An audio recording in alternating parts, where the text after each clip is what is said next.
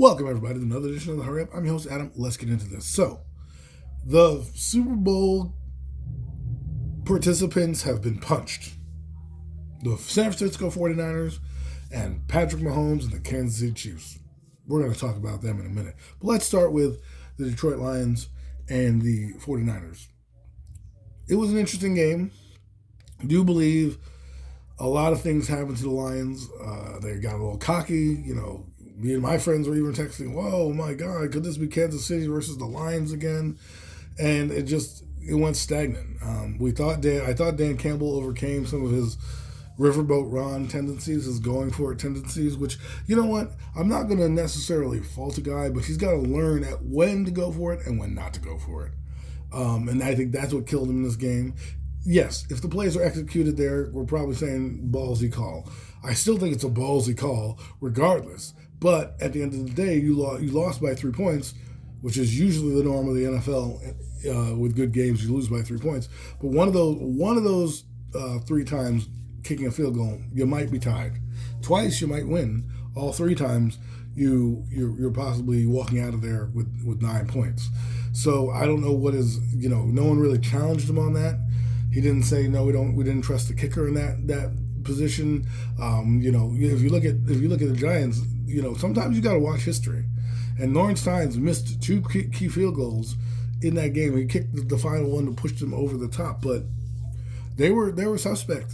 I don't know if the kicker you were worried about. I mean, seemed like it was a pretty good day at the stadium, so it didn't seem like there might have been too much wind or any resistance in that regard. I just think it was a dumb decision. I mean, I don't think it was a dumb decision. I think in hindsight, it looks like a dumb decision. I understand why he's doing it.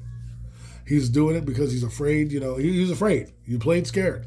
You were afraid to lose the game, and you were afraid if you didn't get those points and be aggressive the way you were, which you were all year, that you weren't going to seal a deal. And what happens sometimes is this: you get in your own way. And the analytics. Here's why analytics needs to be taken out of football. Football is not an analytics game.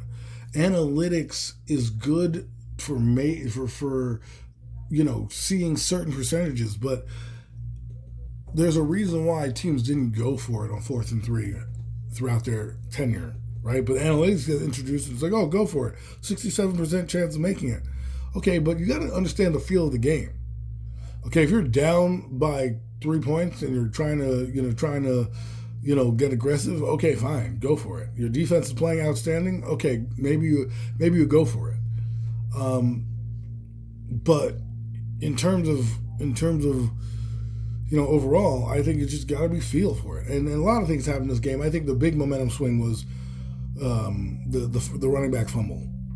Gibbs, I think his name is. His fumble, I think, really set the 49ers back up. Because remember, the 49ers went down and scored. You give the ball to Detroit. Detroit, if they go down and have a drive, probably salts the game away, puts another point up there, and boom. Once that happened, and they scored and got the ball quickly again, that was it. That was the end of the momentum.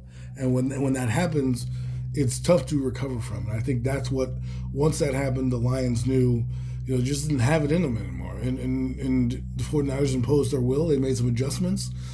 And they basically shut the Lions down for most of the third quarter. And it wasn't until the fourth quarter where they got a touchdown towards the end of the game. Basically shut them down for the entire second half till the end of the game where they got the touchdown. And it was the Lions at that point, were broken. And it was tough. It's tough to come back. On the flip side, the AFC game was a phenomenal defensively played game.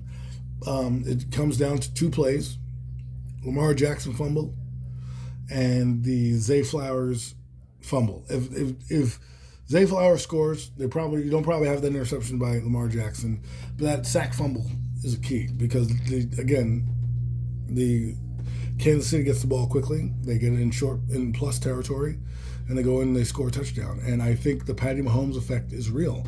When you go up against a team that has such a great player who doesn't make many mistakes, you tend to make the mistakes. That's how some teams play, right? We talked about the Giants last week, and I'm not trying to make this a Giant-related content, just an overall thought. But when the Giants played last year, They tried to play mistake-free football and make you make the mistakes and say, hey, we're going to go up, we're going to score touchdowns, you're going to be the ones that make the mistakes. And that's what I think happened with the Ravens. And also experience. Experience matters. Being in those positions. If that's Joe Burrow against Kansas City, they're probably winning the game. Or they're probably having more points. I think sometimes they get pressed. You got young guys throwing their helmets all over the place, you diving for that ball. You don't got to dive for that ball. Just go in and put your shoulder down, cover the ball up, get hit, and if you score, you score. If you don't, you don't. You got one of the best running quarterbacks in the league down there. You're down at the 1 yard line. You go in and score, tie the game. The game is now different. Now you're putting the pressure back on Mahomes, which probably wins you the football game because guess what? Your defense played outstanding in the second half. Absolutely outstanding. Shut them out. I mean, you got to give credit to Kansas City. They played wire to wire good football, meaning they from start they played well to the end. But the second half, the Ravens came out and showed you why they were, and they're going to be a scary team to deal with. But it's going to be tough for the Ravens again to come back. We'll see what happens. See, I think the Lions. I know someone said, "Oh, the Lions might have blown their shot." The NFC is open.